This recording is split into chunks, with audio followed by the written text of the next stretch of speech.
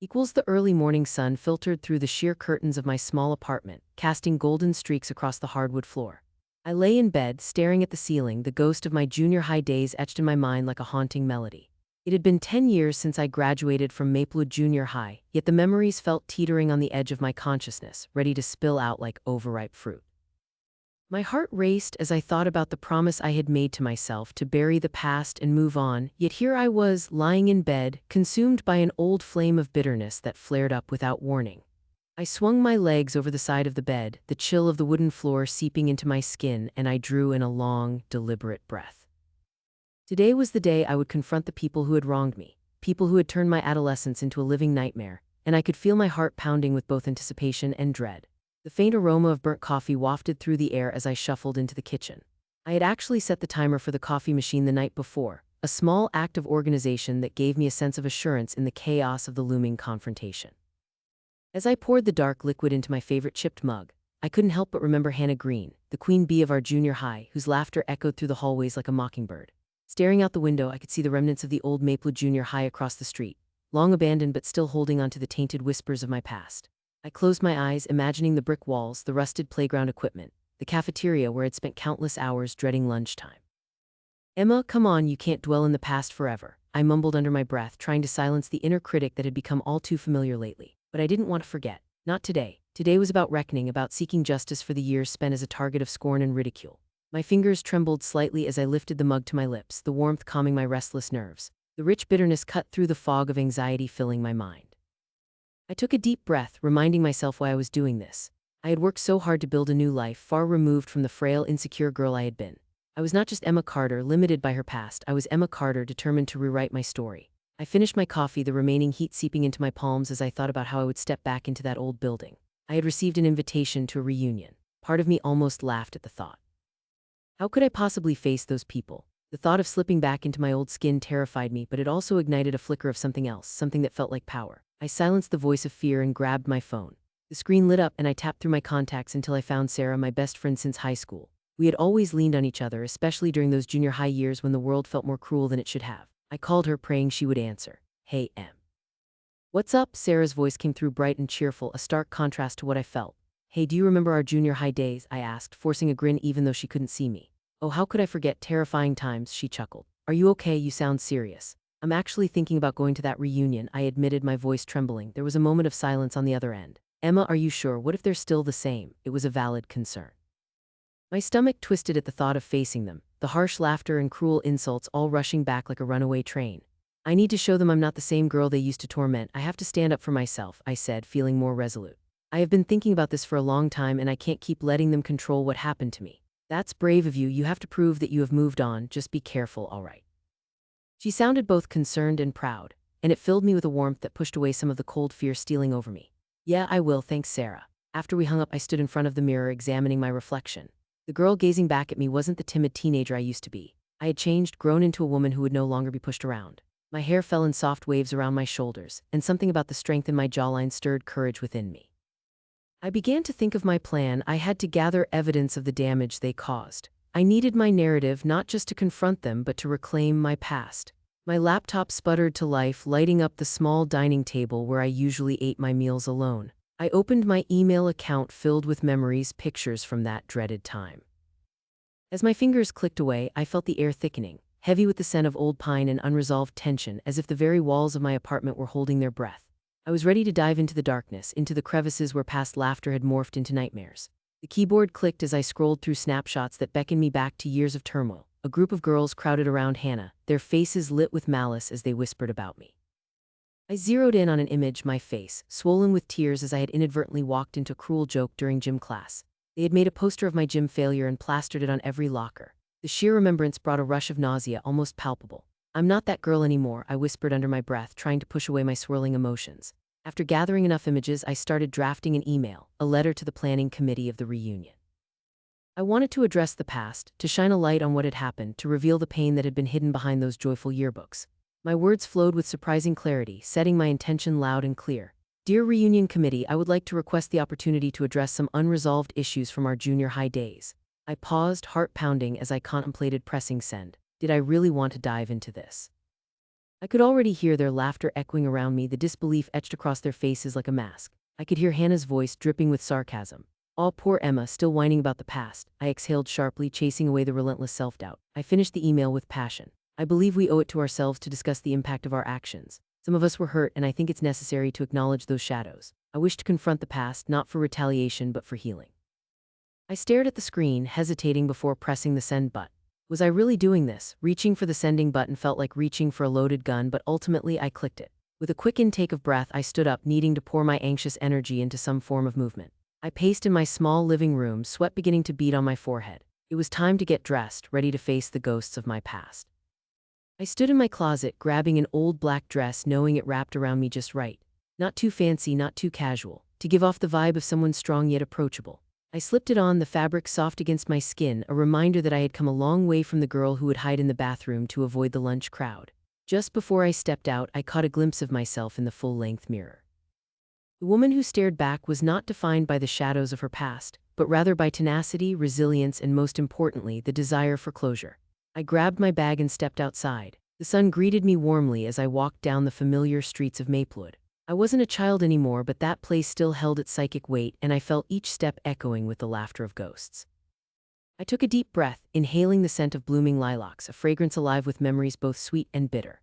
My heart beat faster as the old school loomed ahead, a silent giant that seemed to beckon me in.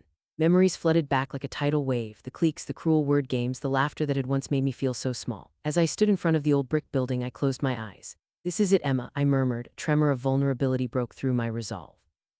"You can't back down now." I opened my eyes wide to find the doors beckoning me forward. My heart raced uncontrollably, yet I walked toward them, pushing open the heavy door. The air inside was cool and stale, the faint scent of mildew creeping up my nostrils. I looked around the dimly lit hall, noting the peeling paint and worn lockers. Nothing felt welcoming. It was as if time had conspired to keep the bitterness stuck in the walls. I hesitated, the sound of my heart beat loud in the silence of the deserted corridor. Where are they? I wondered to myself, apprehension swelling. I could almost hear the echoes of laughter. My mind raced with possibilities of their jokes, their taunts, and the way they had made me feel so insignificant. My hands shook at my sides as I whispered, "You will hear my voice today." I stepped further into the building, my heels clicking against the linoleum floor, testament to my presence. For the first time in a long while, I felt the tug of fear but fought against it. This time I would not be silenced.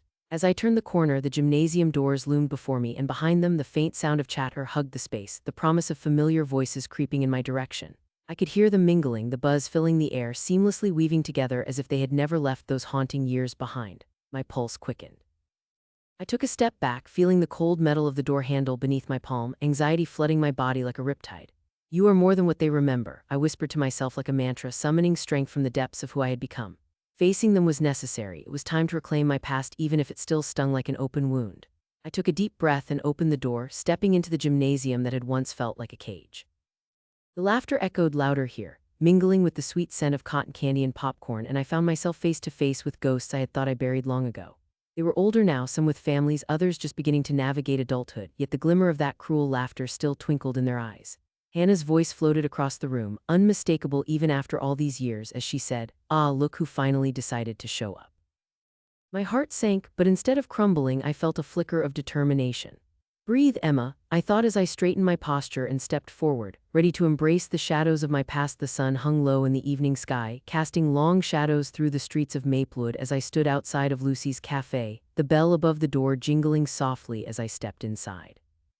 The familiar aroma of freshly brewed coffee and baked goods wrapped around me like a warm blanket, but today it did little to bring me comfort. My heart thudded with anticipation and dread, a tumultuous mix of emotions swirling in my chest like a storm. This place was a refuge, a sanctuary where I once laughed with friends and shared dreams, but now it felt haunted by the memories of betrayal. "Emma," Lucy exclaimed, her eyes lighting up as she wiped her hands on her apron. "You haven't been by in ages. I was starting to think you joined a cult or something." Her laughter was warm and infectious, but I could barely muster a smile in response. The corners of my mouth tugged slightly, but that only deepened the shadow of my thoughts. "Just busy with work and things," I replied, forcing the words out as my stomach churned. I could feel a flicker of guilt for avoiding her, but the heaviness of my plans weighed down on me like a lead blanket. Today was the day I would confront the person I had been avoiding for months, the architect of my pain. "Well, the usual, right? Coffee, slice of that lemon cake you love." She began to move behind the counter, but I grasped her wrist gently, stopping her. "Lucy, wait, I need to talk." My voice trembled slightly, and I noticed the concern flicker across her face as she took a step back, her eyes narrowing. "Is everything all right?" Her brow furrowed as she dropped her hand to her side. The cafe bustled around us, the chatter of other customers fading into a dull hum in my ears. My senses were heightened, honed in on the mission ahead. No, I need to tell you something. My heart raced as I looked around, wanting to ensure no one was eavesdropping. I had kept my plans secret for so long, and now to bring one person into the fold felt like a reckless gamble. Let's go to the back, Lucy suggested, glancing around to make sure no one could overhear us. She led me through the small kitchen, the heat from the ovens enveloping us like a sauna. The clattering of pans and soft music in the background faded to nothing as we entered the storage area, an oasis of quiet. All right, Lucy said as she leaned against a stack of boxes. What's going on? I took a deep breath, looking into her kind and concerned eyes. You know about everything that happened with Mason and me, right? I felt that familiar twist of anger as I mentioned his name, the portrait of betrayal flashing in my mind. Of course, I never liked him much, you know that, just didn't think he was the type to hurt anyone like this. Her tone shifted from concern to a hint of judgment, and I could feel her empathy pulsing through the air. You can tell me if you need to vent, get it all out. I gripped the edge of the table, my knuckles white as I prepared to confess. I am going to make him pay. The words spilled from my lips with a fervor that caught me off guard, the heat of my anger fueling me as I spoke. He ruined my life, Lucy. He made me doubt everyone around me, made me think I wasn't good enough. I want revenge. Emma, revenge, are you sure that is what you want? Her voice was a mix of caution and fear, and I could see her wrestling with the weight of my intentions. Maybe it's the only thing that will give me any peace, I admitted, my chest tight. A whirlwind of emotions crashed around me, anger, pain, determination, each pulling in opposite directions like a relentless tide.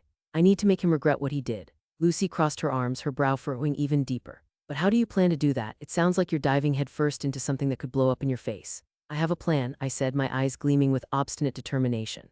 I have been gathering information, figuring out his schedule. I want to expose him for who he truly is. I want others to know he is not the great guy he pretended to be. By exposing him, Emma, that might just complicate everything. You could end up hurting yourself even more. No, it is the only way. If I don't do something, I will always be stuck in the shadow of his betrayal. I can't let him win. I brushed my hand across the tabletop, my fingers trembling with the intensity of my resolve. Lucy took a deep breath, the air thick between us, heavy with the weight of my confession. You are talking about ruining his life. Is that really what will bring you peace? Maybe a different approach. Talking to him could be smarter. Talking, he had his chance. I gave him those chances when I was with him, remember? I snapped, my anger spilling out. I was vulnerable and he trampled all over it. My eyes flashed as I gazed at her, my words harsher than intended, but my rage felt justified. Lucy winced. You can't just throw everything away on revenge, Emma. It might feel good in the moment, but will it really heal what he did to you? I pulled back, her words pricking at my heart like thorns from a rose. You don't understand, he was my everything. We had plans, a life together. Then he threw it all away. I wake up every day feeling like a broken version of myself, all because of him. I was shouting now, my voice echoing off the walls, my frustration spilling over like a boiling pot. So what now? What exactly do you want to do? Be specific. There was fierce support in her voice, even as she challenged me. I'm going to expose him. I've been collecting evidence, texts, emails, the works. I want to show everyone who he really is, to the job he lied to get, to the friends who idolize him without even knowing what he's capable of. I want to touch every corner of his life. Make sure he feels the consequences of what he did to me, to so many. Her eyes narrowed, concern etched on her face. But what if he lashes back? What if he turns the tables on you? I've thought about that. My heart raced as I felt the weight of my plan settle around me, both exhilarating and terrifying. I know the risks, but this is the only way I'll ever move on. I will not be a victim any longer. You are going to need allies, you know. This is serious, Emma. Her voice softened and I could see her grappling with my ferocity. I nodded, my mind racing and my emotions a chaotic blend of clarity and doubt. You can help me, right? Just like you always have. Emma, I care about you, but this isn't a path I would personally choose.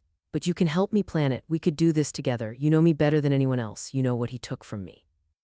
The urgency in my voice filled the empty storage room, practically vibrating against the boxes stacked around us. I wish I could. She paused, her face conflicted. I don't want to see you get hurt again. I believe you deserve happiness, not this. I took a step closer, the heat of my ambition intertwining with desperation. I can't let him get away with it, Lucy. He needs to learn the hard way that his actions matter. The intensity behind my words locked us into an understanding, one that brewed between us like storm clouds gathering before a deluge. I know you feel this in your bones, Emma, but revenge can twist you. What happens if you become the monster you are chasing? A shiver rippled down my spine as her words sliced through my fiery thoughts. Not a monster, no, I was the heroine in this story. I'll be careful. I promise I won't lose myself, but it's in my hands now. If I don't act, I might never feel whole again. Lucy sighed, her shoulders drooping, and I could see the worry etched upon her face. Okay, you know I will stand by whatever you choose, but please promise me you will take care of yourself, or at least be aware of where you're stepping. I promise. The certainty in her voice felt like a tether, pulling me back from the swirling chaos within. Like a spark that ignites a flame, her support warmed my heart, reigniting my fierce determination. The sting of betrayal felt sharper in the open air, but with it came an intoxicating sense of power. I envisioned the moment when I would stand up to Mason, exposed and raw. It would feel like an unshackling of my spirit, a rebirth from the ashes of what he attempted to make me. Then let's get to work, I said, a hint of reassurance in my tone as we moved back toward the cafe area. But deep down, I could feel the storm returning, my path ahead daunting and fraught with the possibility of both victory and despair. However, I couldn't allow myself to waver. I had come too far, digging into the depths of my anguish to let it all go now. Stepping back into the bright light of the cafe, I took a deep breath, feeling the air filled with life. Customers chatted excitedly, laughter floated on the aroma of baked goods, and in that moment I realized this was my sanctuary, but I was ready to step back into the fire. And from the ashes of betrayal, a new Emma would arise. The storm was brewing, and its winds would carry me forward into the unknown. Into the reckoning I never thought I would seek. The heavy rain beat down relentlessly on the roof of my car as I sat in the parking lot of the old Maplewood diner, the neon sign flickering like a dying ember in the night. It matched the way I felt, flawed, trembling on the edge of something dark. My hands gripped the steering wheel tightly, knuckles white against the fading gray leather. I could hear the steady rhythm of the rain spilling onto the asphalt, drowning out the thoughts swirling in my mind. I had a plan. It had taken weeks to prepare, to gather the pieces of the jigsaw that was my revenge, but now it was time to fit them together. As I stared through the streaked windshield at the entrance to the diner, a wave of memories crashed over me. The laughter that used to roll like sweet music amongst the tables, the smell of grease and coffee that used to feel like home. But now that warmth felt like a lie. This place was where everything went wrong, where my trust had been shattered by betrayal. I took a deep breath, trying to steady my quaking heart. "You can do this, Emma," I whispered to myself, feeling the cold air sweep in through the cracked window just a little more. I stepped out of the car, the chilly air biting at my skin, and felt the familiar tingle of dread mixed with resolve.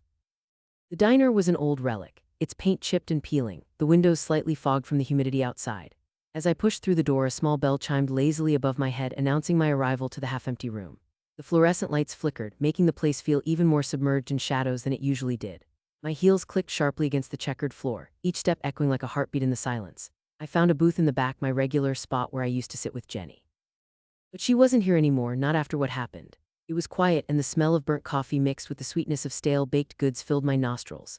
I thought for a moment how much I hated this place now. How it had once brought me comfort and now invoked nothing but the sting of betrayal. And that betrayal had a name: Roger. "Hey, what can I get you?" A waitress approached, wiping her hands on a worn dish towel, her eyes half-focused, probably more interested in her own thoughts than in me. I recognized her, a nameless figure fading into the background, just like my life had since Jenny had turned her back on me. "Just a black coffee," I said, trying to keep my voice steady, but it quivered just a little. "Coming right up," she said, then turned away, leaving me in my cocoon of thoughts. I couldn't shake the feeling that the diner itself was all too aware of my intentions. The walls seemed to whisper secrets, and the fading photographs of Maplewood from decades past looked down at me, judging my resolve.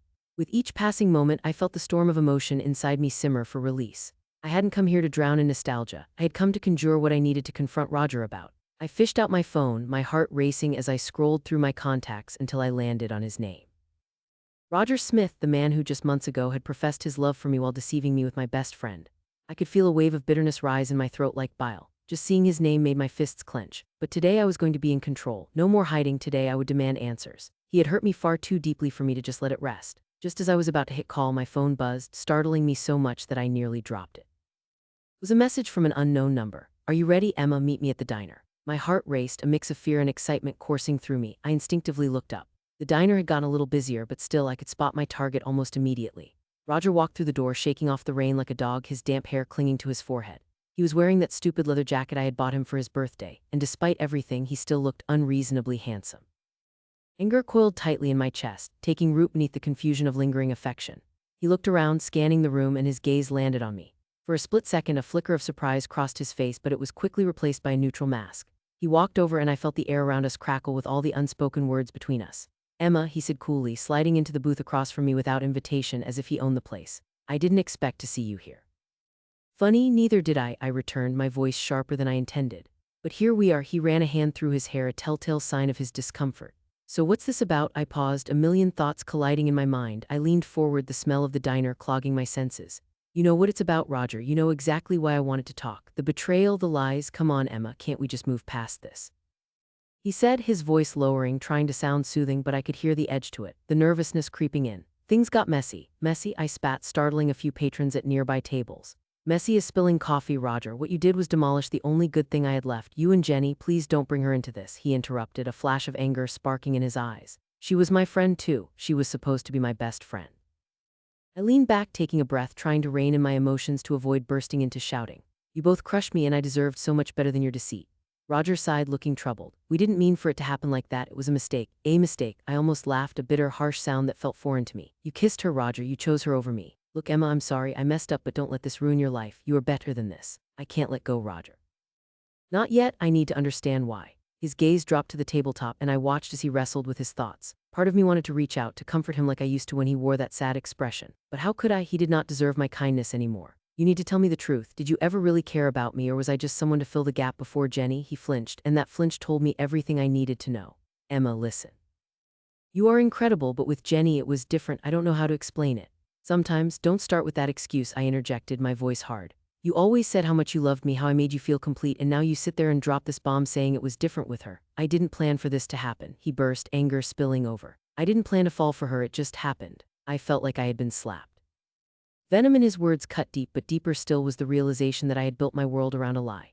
You are a coward, Roger. It's easy to fool me, easy to worm your way into my heart, but then to shatter it like it was nothing. I never meant to hurt you, he said softly, his facade finally cracking. I didn't want to see the sadness in his eyes, the sincerity. He looked so vulnerable, and for a moment I teetered on the edge of empathy. But empathy had no place here. I was lost. But what we had was real. Real, I shot back, relentless as fire. You don't even know what that word means. You can't love someone while you're betraying them. Suddenly, the waitress returned, placing a steaming mug in front of me. I wrapped my cold fingers around the warmth, steeling myself against the weight of the conversation. I just needed to get through this, to peel back the layers of truth. And what exactly do you think you're going to do? Roger challenged with uncertainty, the fight leaching from his voice as he leaned back in the booth. I'm going to make things clear. My resolve flooded through me like adrenaline. You've hurt me deeply, Roger. This isn't about revenge for the sake of it. It is about reclaiming my power, his brow furrowed. What do you mean? I have let you walk all over me for too long. I'm not here to get back together or seek comfort from you. I'm here to take back what has been taken from me all those months I spent in the dark. Suddenly, my phone buzzed again in my pocket. I pulled it out, glancing at the message from the unknown number, and my heart raced once more. I need to go, I said quickly, my pulse racing with the thrill of the situation.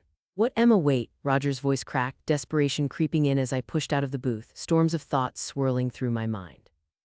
You can't leave like this. I turned, adrenaline pumping through my veins like fire, the thrill of my plan surging inside me. I can and I will. But this isn't over, Roger, not by a long shot. As I walked briskly toward the door, the bell chimed, some strange melody of freedom and anger echoing inside me. Once outside, the rain continued to fall, but now it felt refreshing. I wasn't just escaping the diner, I was escaping the past that had held me hostage for far too long. I climbed into my car, my heart racing, the dark clouds above mirroring my turbulent emotions, and I pulled away knowing that the storm was far from over. The whispered secrets of those old diner walls wouldn't silence my truth, they only ignited my fire. What would come next would be the reckoning I had so desired. The sun dipped behind the row of trees bordering Maplewood, casting long shadows that danced across the cracked pavement in front of the diner. I stood there, heart racing, the familiar scent of grease and old coffee wafting through the air, stirring memories like the flicking pages of an old book. It had been years since I last stepped inside the Maplewood diner, but tonight I wasn't merely a lost customer, I was a storm waiting to unleash its fury. My eyes flicked over the neon sign that buzzed faintly with a tired glow, reminding me of the relentless passage of time. Open 24 hours, it promised. But I would only need a few moments to confront the ghosts of my past. I pushed through the door, the bell chiming above my head as I took a slow breath. The diner was just as I remembered it, with its peeling booths and the faded red vinyl seats that felt sticky under my fingertips. The light overhead was harsh, illuminating the leftover crumbs on the counter, the coffee stains that had settled in the cracks of the formica table. A few patrons scattered about, engrossed in their late-night meals, but their laughter and clinking cutlery felt like background noise as my focus narrowed in on the far end of the diner. There he was. Rick Lawson, the man who had taken so much from me. He sat in a booth, a mountain of a man, his back turned to me. Seeing him again made my breath hitch. This was it. My heart thudded louder against my ribs as grudges etched deeper lines on my face. I could feel the blood rushing in my ears, building to a crescendo, a relentless reminder of the plans I had crafted for this very moment. I approached his table like a predator stalking prey, my palms sweaty and clenched into fists. Every step was a reminder of the power he had held over me for so long, and I was finally ready to reclaim my courage. Nice to see you again, Rick, I said, my voice steady despite the storm inside me. He turned, his face lighting up with recognition and a hint of confusion. Emma, is that you? He squinted as if struggling to place me. Wow, it's been ages. Too long, wouldn't you say? I replied, sliding into the booth across from him without waiting for an invitation. Yeah, what's going on? He leaned back, crossing his arms as he searched my face for answers. You look different, different. It was a compliment wrapped in an insult, and I felt it sting. Life changes you, Rick.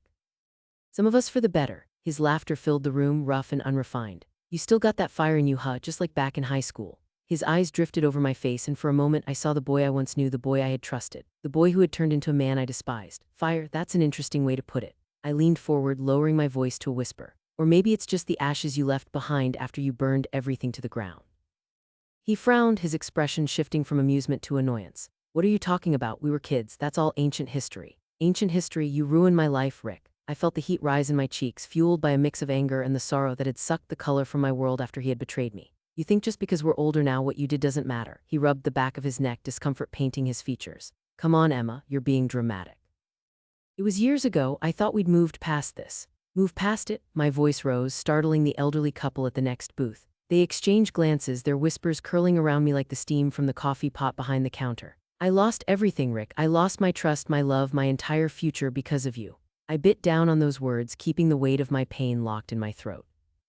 Do you even realize the impact of what you did? No, I didn't mean to, he started, but I cut him off, my patience fraying like an old rope. Didn't mean to, that's rich coming from you. You played your games, manipulated everyone around you, and in the end you got what you wanted while I was left picking up the pieces.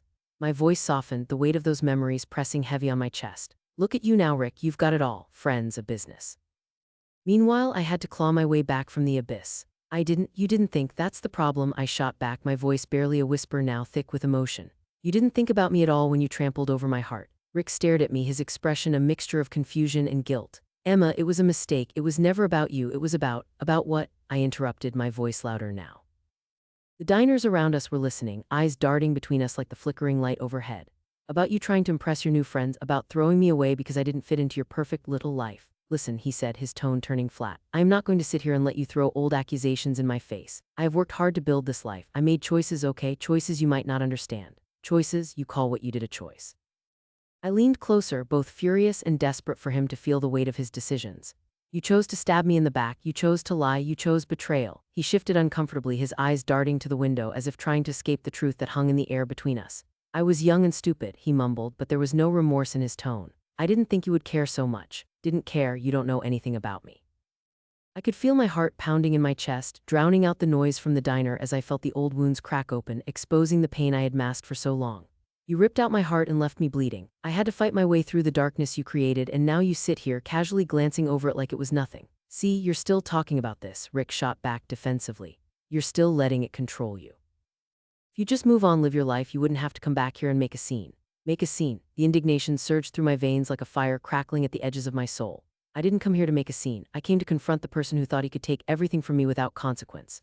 Emma, I don't think it's fair to hold this against me forever, he replied, rolling his eyes. I'm a different person now. A different person, I echoed, my voice simmering with disbelief.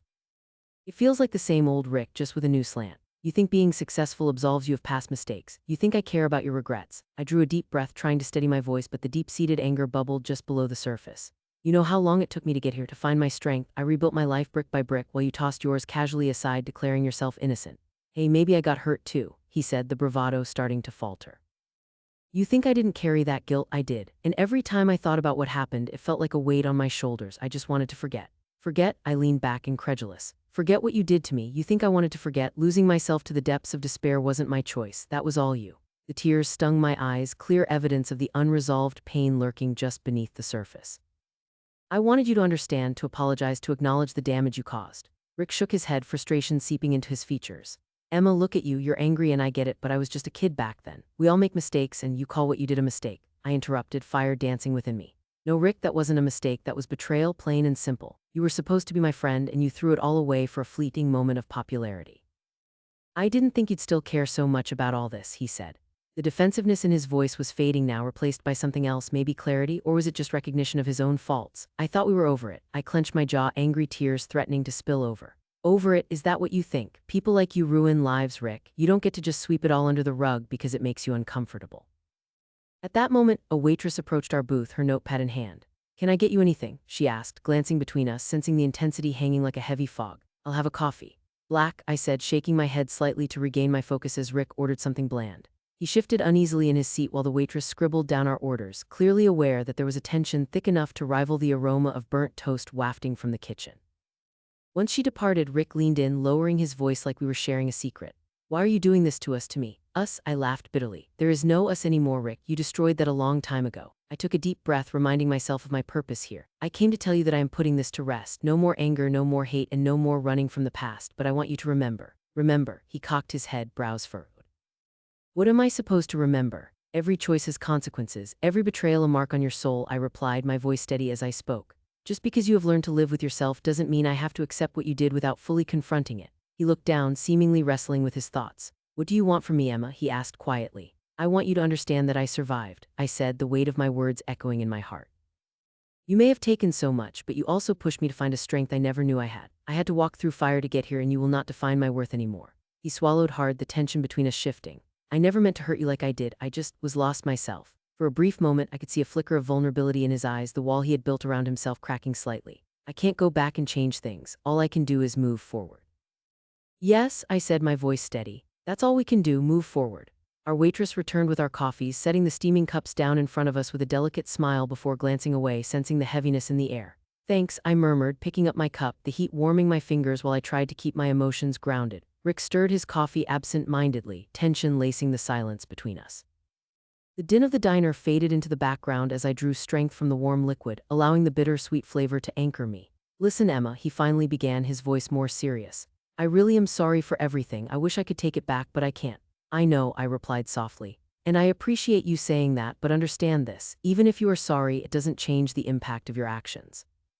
Rick nodded slowly, a mix of resignation and understanding surfacing in his eyes. Yeah, I see that now. I took you for granted, and it took losing you to realize how foolish I was. The tightness in my chest loosened slightly, but I refused to let my guard down completely, not yet. You have a long way to go to earn forgiveness, Rick, but at least now you see the truth. Can we start over? Do you think that's possible? He asked, vulnerability etched in his features like cracks in stone. Starting over, I contemplated the idea, my heart heavy with mixed emotions. It depends on whether you truly understand the weight of what has happened between us. Can you promise me no more games, no more lies? Rick leaned forward, sincerity radiating from him. I promise, no more games, no more lies, just honesty and respect from now on. Words are easy, Rick, I said, the lesson burned deep. But actions matter more. Do you think it will be easy, any of this? He sighed. No, I expect it to be hard, but I want to try. You're right, I need to earn back the trust I shattered. The weight of that statement hung in the air, a fragile bridge between us that might or might not hold. I glanced around the diner, taking in the familiarity invading the edges of my heart. The laughter from the patrons, the clinking of silverware, the sizzling sound from the kitchen, it all felt like a moment suspended in time. I had come here seeking revenge, but perhaps I was finding something else entirely. Then let's figure it out one step at a time, I said, my voice softening. But just know, Rick, I won't let you hurt me again. A flicker of gratitude sparkled in his eyes, but I maintained my resolve. Whatever lay ahead, I would face it head on. The road would be rocky, yet I could finally see the possibility of a different future, even if it was wrapped in shadows of the past. As Rick and I shared cautious smiles, I took a sip of my coffee, ready to navigate this uncharted territory, determined to reclaim my narrative mark by mark, step by step. As I stood on the edge of the Maplewood Pier, the cool breeze ruffled my hair, carrying whispers from the lake beneath me. The sun was beginning to set, its golden and crimson hues spilling across the water like paint on a canvas. The moment felt surreal, as if I had been plucked from the chaos of my life and placed into a painting, a flashing snapshot of beauty that held the weight of my journey, my grief, my anger, my revenge. This was it, the final act. I took a deep breath, bracing myself, and tried to focus on the sound of the water lapping against the wooden posts.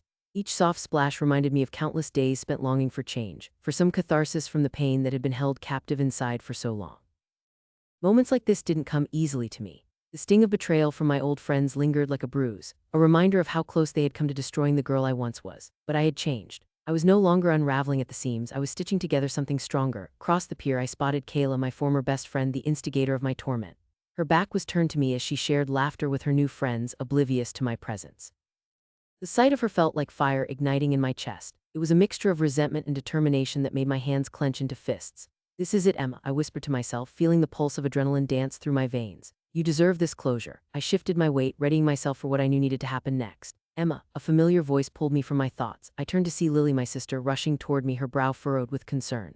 What are you doing out here? I was looking for you everywhere. You didn't plan on confronting her, did you? I have to, Lily. I need to face her. It is finally time. I could hear the tremor in my voice, but I tried to mask it with resolve. Please, think about this, Lily implored, her eyes wide with worry. What good will it do? You already know how she is. She ruined my life, Lily. I can't just let it go, not like this. I gestured toward Kayla and her friends, who were now taking selfies by the water. completely unaware of the storm brewing around them. Lily glanced over her shoulder, and when her eyes met Kayla's figure, I could see the conflict in her expression too. Emma, she may not even recognize how much she's hurt you. Maybe she doesn't deserve the power of your anger. Maybe, but it's my anger and I get to decide what happens to it. I felt a swell of confidence build within me, pushing aside the anxiety that had threatened to cripple me moments before. Today I will reclaim what's mine. Just be careful, Lily said softly, placing her hand on my arm as if grounding me. You don't need to hurt yourself getting back at her, okay? I took another deep breath, feeling my sister's warmth seep into me. I will be okay, I promised. I need to do this for me. With that, I stepped away from the safety of my sister's presence and walked toward Kayla and her group. Each step felt heavy yet liberating, like shedding an old skin with every footfall. As I approached, I could hear snippets of their conversation. The laughter rang like nails on a chalkboard, sharp and abrasive against my senses. My heart raced, a steady drumming that accompanied the chaotic thoughts swirling in my head. Hey Kayla, I called out, my voice ringing clearer than I felt inside. Her laughter faltered and she slowly turned to face me, her surprise palpable. The color drained from her face as recognition settled in her eyes. Emma, she exclaimed, her voice dripping with disbelief. What do you want? She asked, attempting to regain control, flicking her hair over her shoulder as a defensive gesture. I want you to listen, I declared, my voice stronger than I expected. The group behind her grew quiet, exchanging glances filled with a mix of curiosity and anticipation. I took a moment to absorb the spectacle. The girl who once had my trust now looked frail beneath my gaze, as if the very weight I had carried for years was now resting on her shoulders. Honey, there's nothing to listen to. You lost your chance when you decided to cut me out. You threw away our friendship, Kayla snapped, her bravado flickering. What's the point? I stepped closer, feeling the buzz of the crowd around us, their whispers a buzzing chorus that faded into the background. The point is that I've spent so long in your shadow, regretting every memory we made because you've turned them into my nightmares. You have no idea how bad it hurt when you betrayed me. Kayla folded her arms, her expression defensive. You are making a big deal out of nothing. People drift apart all the time. We were just kids having fun. Fun, I spat. You called me a joke. You made me feel like I was never enough. This was never about drifting apart. It was about you using me until I was broken. I looked around at the faces of her friends, who were now witnessing a confrontation that was as much for them as it was for me. I hope you realize that your actions last summer made me question everything about myself. I wasn't just not enough, I was worthless. Kayla's eyes narrowed, and I noticed the tiny tremors in her shoulders. She was beginning to crack. That was so long ago. Why can't you just move on? Because I'm tired of hiding. I'm tired of allowing your actions to define my worth. Your everything was built on lies and cruelty, and I want you to know how profoundly you affected me. My heart raced as I got lost in the moment, unearthing the tightly locked feelings I had buried beneath layers of self-doubt. You think it was nothing, but it was everything to me. Do you even realize how deep the wounds you inflicted run? I'm sorry if I hurt you, but I don't owe you anything, she retorted, her initial confidence wavering. We were kids, Emma. You need to forget it and move on. Forget, move on, I yelled, the raw emotion spilling over. How can I forget when every corner of this town reminds me of you? You don't get to claim my story and then tell me to walk away. This is about reclaiming my narrative, my power. Kayla's smirk faded as she witnessed my outburst. I could see the shifting tides of emotion within her, and I pressed on, not wishing to stop. This was too important. Just understand that I give you this chance to hear me, to hear all of us who you have hurt, who you have stepped on to get where you are. Your smile hides needles, Kayla, and your friends need to know that you are not invincible. As if on cue, one of her friends piped up, Is this true? Did you really treat Emma that way? Back off, Jessica, Kayla barked, but Jessica's gaze remained firm, her alliance wavering under the weight of the truth. Girl, it's okay to face the music, Jessica said. Nobody goes through life without mistakes, but it's how we handle them that defines who we are. Quit it, Kayla shouted, her voice rising defensively as my heart swelled with quiet victory. It's time for you to realize that your actions have consequences, Kayla. It's time to move past this deceptive facade that you wear every day. You may be the queen bee here, armed with confidence, but I see the cracks in your armor. Maybe you should look at the people around you and question what kind of friend you want to be. I want you to know how brave it is to face the truth. A beat of silence hung in the air like the pause in a tense movie just before the climax. I could feel the weight of my words sinking in, the undeniable reality crashing over her. She stood there, mouth agape, the veil of confidence slipping as the disbelief melted into uncertainty. I get it that I made mistakes, she admitted then, her tone noticeably calmer, and I hate that I hurt you, but I didn't know how else to cope with my insecurities. I thought you were stronger than me, stronger or just more vulnerable. I challenged, desperation creeping into my voice, begging her to lean into this moment of awareness and admit her faults. Stop casting shadows over what you think strength is by pulling others down with you. That's not strength, that's fear. Kayla's mouth closed, perhaps wrestling with a truth she had long buried. The tension, instead of erupting, shifted into an odd medley of vulnerability and regret. Instead of the heartbreak I might have imagined, the sincerity in her eyes began to show through. I didn't see it then, Emma, I just didn't want to feel small. You don't need to be this way, I pressed, feeling as if we were finally breaking through a barrier. It's okay to ask for help, it's okay to admit you're hurting or afraid, we can help each other. At that moment, something shifted between us. Kayla took a step forward, her bravado dissipating, and I felt the air between us crackle with the possibility of resolution. I want to, Emma, I really do. I'm sorry for everything. It was wrong, and I don't expect you to forgive me immediately, but I want to try to make it right.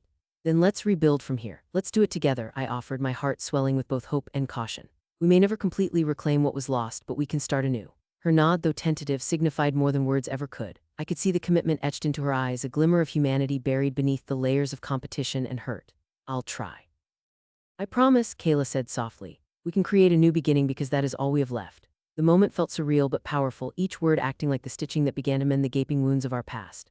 I glanced sideways at Lily, who had hovered nearby, her expression morphing from worry to relief as she watched the two of us reconcile. I clasped my sister's hand briefly and then turned back to Kayla. Let's take small steps, I said, a smile breaking through the remnants of tension. I think I can handle that. Me too, Kayla replied, her smile awkward yet genuine, tearing away the heavy veil of misunderstanding that had covered our friendship for far too long.